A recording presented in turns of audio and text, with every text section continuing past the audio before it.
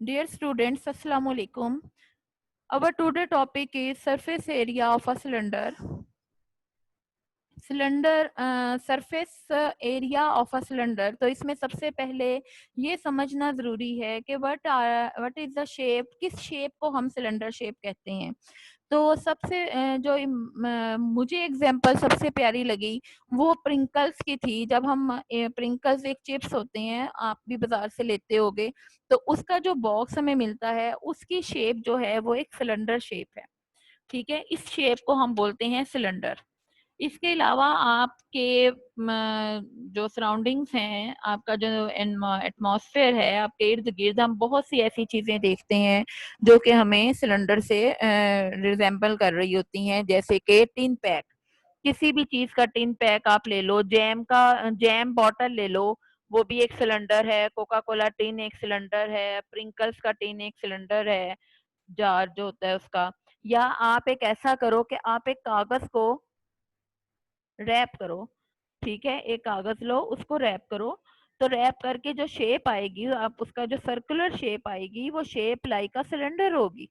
अगर आप एक सिंपल पेज को रैप करते हो तो वो जो हमारे पास शेप आएगी बच्चों, वो हमारे पास एक सिलेंडर की शेप होगी। इस शेप को बोलते हैं सिलेंडर। इसके अलावा जब हम किसी भी ट्री का स्टेम्प जो है उसको कट करते हैं, यानी कि जो स्टैम्प होता है, उसको आप कट करोगे तो आपके पास जो शेप आएगी वो भी लाइक का सिलेंडर शेप होगी। ठीक है, इसी शेप्स को हम क्या बोलते हैं, सिलेंडर। किसी भी किस्म का जार, हमारा जो है, हमारी किचन कैबिनेट्स में बहुत से ऐसे जार होते हैं जो कि सिलेंडर से रिजेंबल कर रहे होते हैं। तो उन तमाम जार्स की जो शेप्स हैं वो सिलेंडर से रिजेंबल करती हैं। मैं इसलिए रियल लाइफ की एग्जांपल्स दे रही हूँ ताकि आपको अच्छे से पता चल जाए कि सिलेंडर शेप है क्या।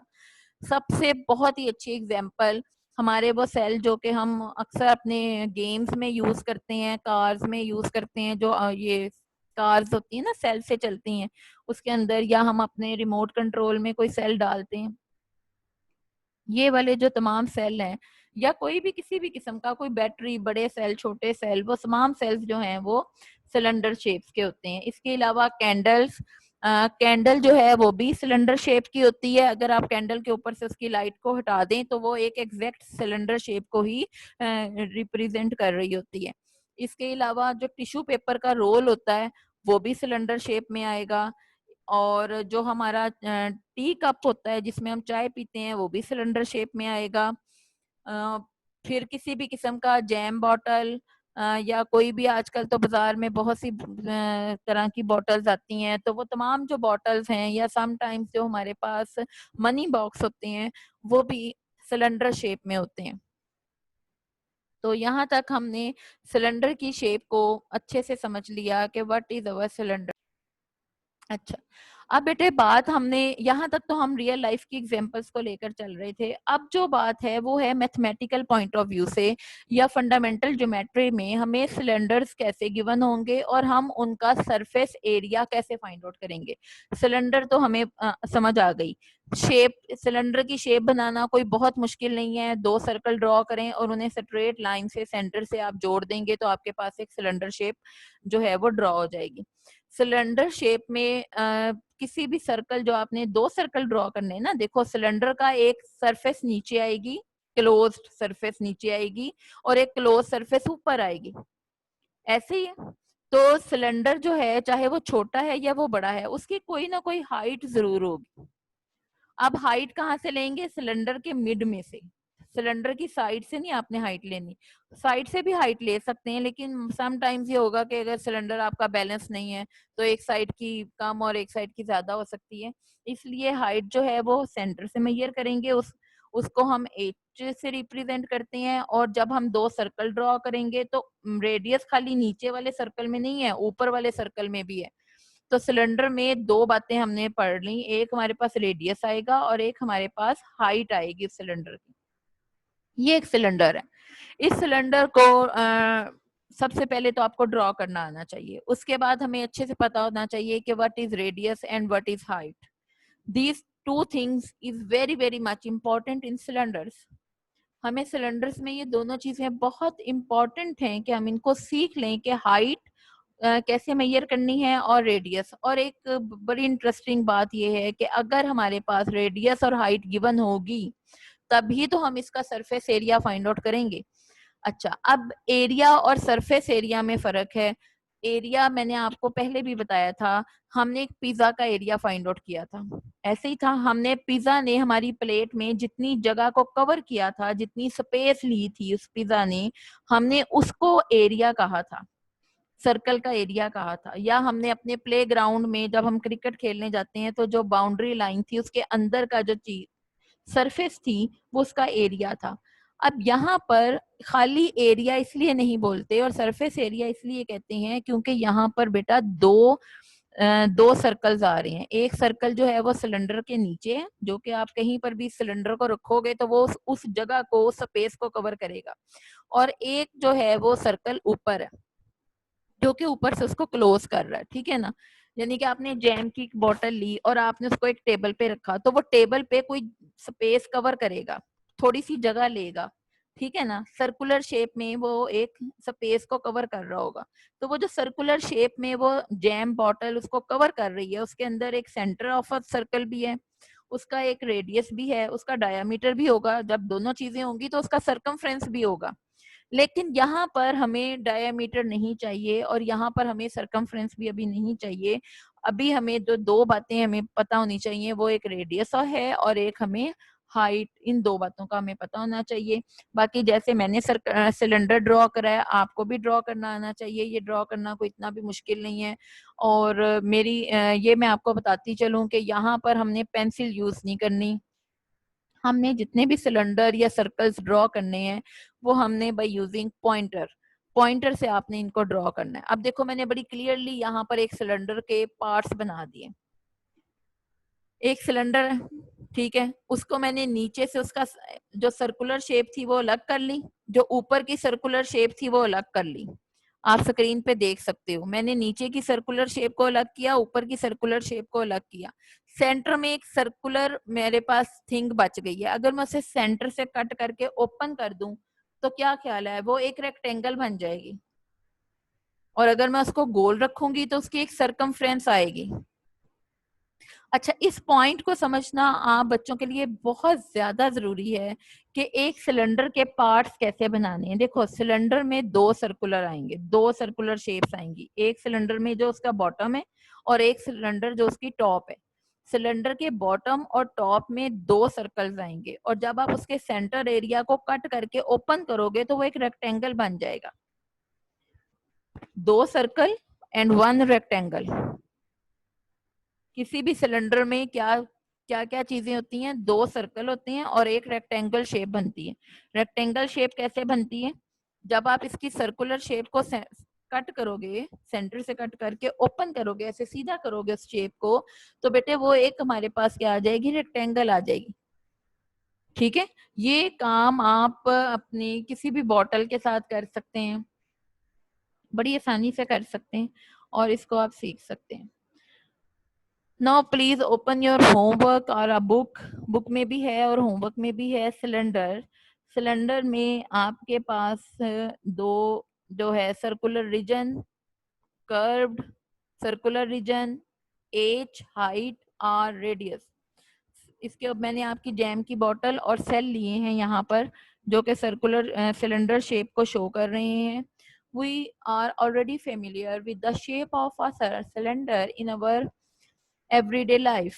Tin pack of soft drink, pineapple slice juice, jar, ghee, tins, oil drums, different types of rods and pipes. अच्छा, पाइप्स भी जो हैं, ये जो वाटर पाइप्स होते हैं आपके अक्सर घरों में भी होते हैं या कहीं पर आपने देखे हो शॉप्स वगैरह पे, तो पाइप्स भी जो हैं या रॉड्स जो हैं वो भी सिलेंडर की एग्जांपल हैं।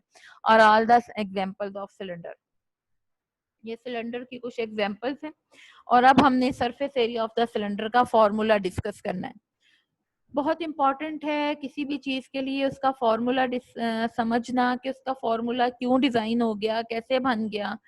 तो surface area of a cylinder, तो यहाँ पर फॉर्मूला है 2 पाई आर। अब 2 remains 2, pi is equal to 22/7। कुछ स्टूडेंट्स ने पेपर में, मैंने आपको बताया अभी बेटे, मैंने आपको बताई भी थी ये बात कि ना आपने 3.14 को तब तक यूज नहीं करना जब तक कि आपको कहा ना जाए। क्यों? क्योंकि वो एक अप्रोक्सीमेट वैल्यू है। फिर अगर आप 3.14 को यूज कर रहे हो तो फिर जो कैलकुलेटर स्क्रीन पे पूरी वैल्यू आई है वो कहाँ गई?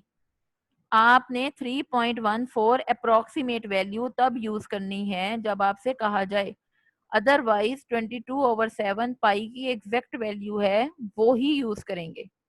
2 remains 2, pi is equal to 22/7।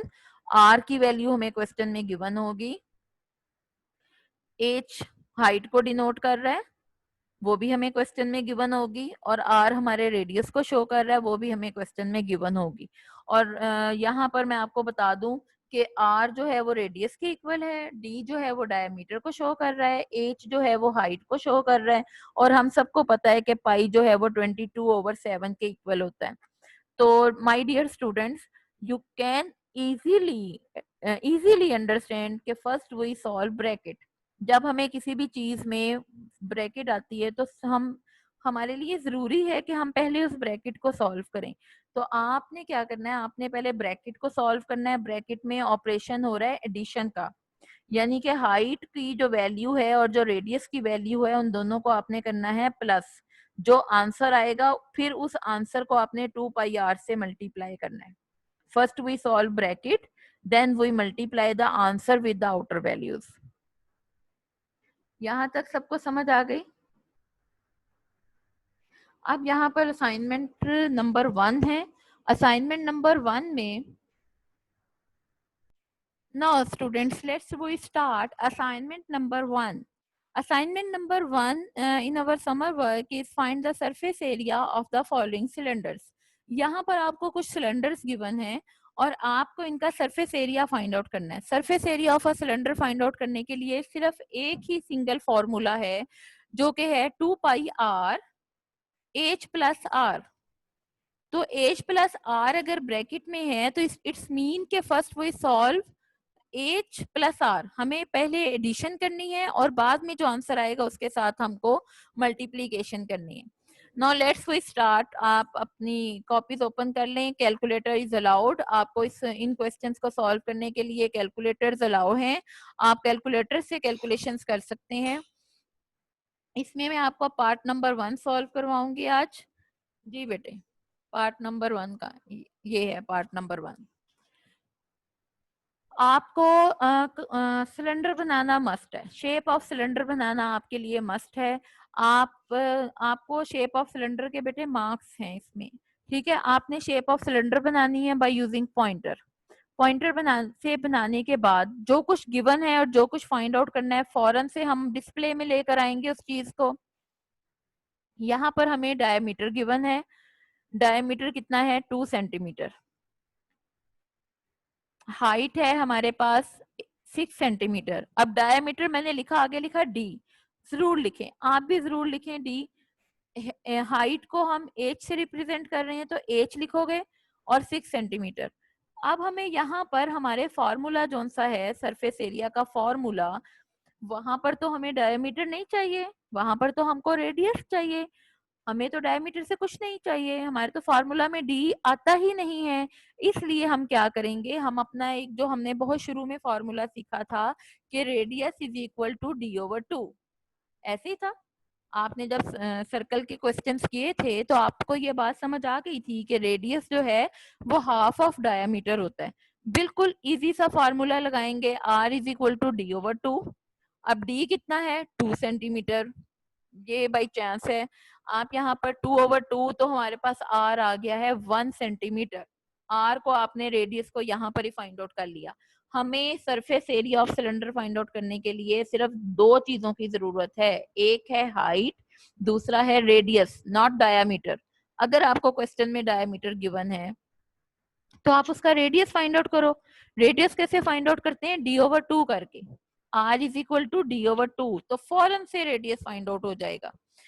हमें डायमीटर नहीं चाहिए।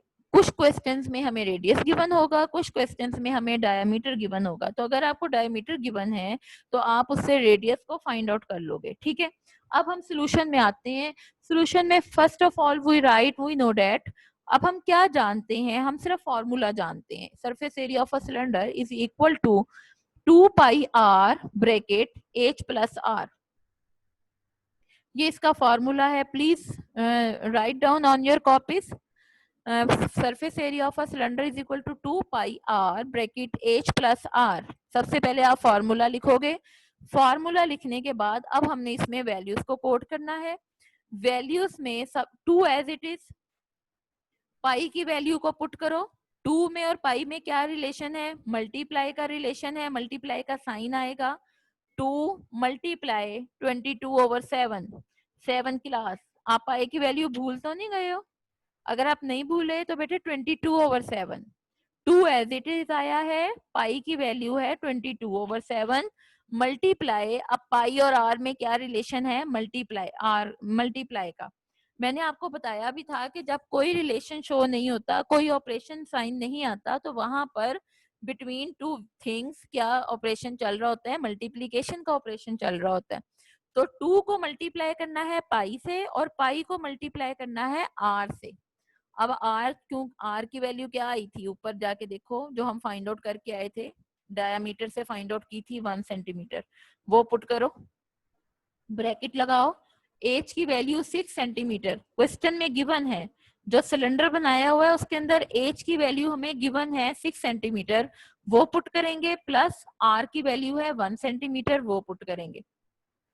ठीक हो गई? यहां तक हमने तमाम चीजों को।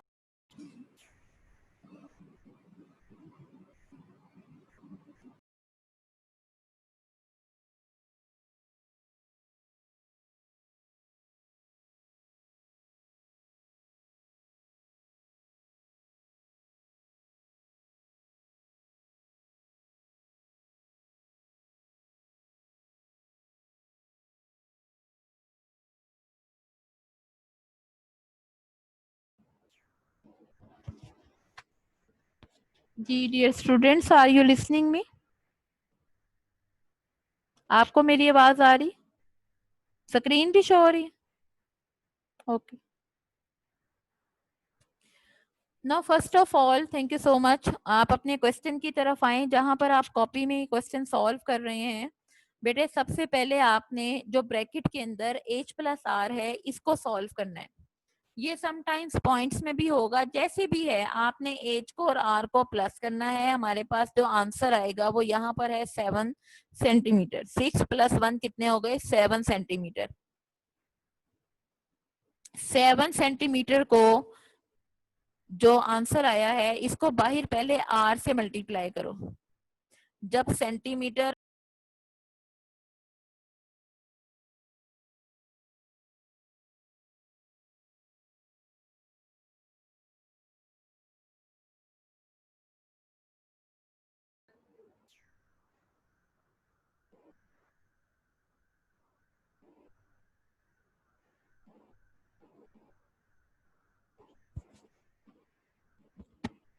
जी डियर स्टूडेंट्स, अब हमने जब सेंटीमीटर और सेंटीमीटर को मल्टीप्लाई करना है तो अब तो आप एक्सपोनेंट्स पढ़ चुके हो।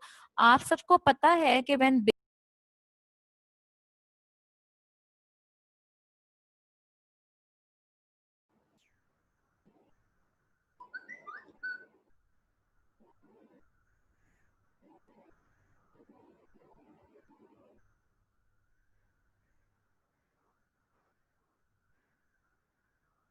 जी dear students, when base is same power z, तो सेंटीमीटर और सेंटीमीटर यहाँ पर बेस सेम है। 7 को 1 से मल्टीप्लाई करेंगे तो हमारे पास आ जाएगा 7 सेंटीमीटर स्क्वायर। अब पता चल रहा है ना कि ऊपर हम स्क्वायर क्यों लिख रहे हैं, क्योंकि सेंटीमीटर और सेंटीमीटर बेस सेम हो गई तो पावर्स ऐड हो जाएंगी और हमारे पास आ जाएगा 7 सेंटीमीटर स्क्वायर। अब आपने इसके बाद बाय यूजिंग कैलकुलेटर न्यूमिनेटर्स को मल्टीप्लाई कर लें तो आंसर आएगा 308 डिवाइडेड बाय 7, और फिर कैलकुलेटर से आप इसको डिवाइड करोगे तो 44 सेंटीमीटर स्क्वायर।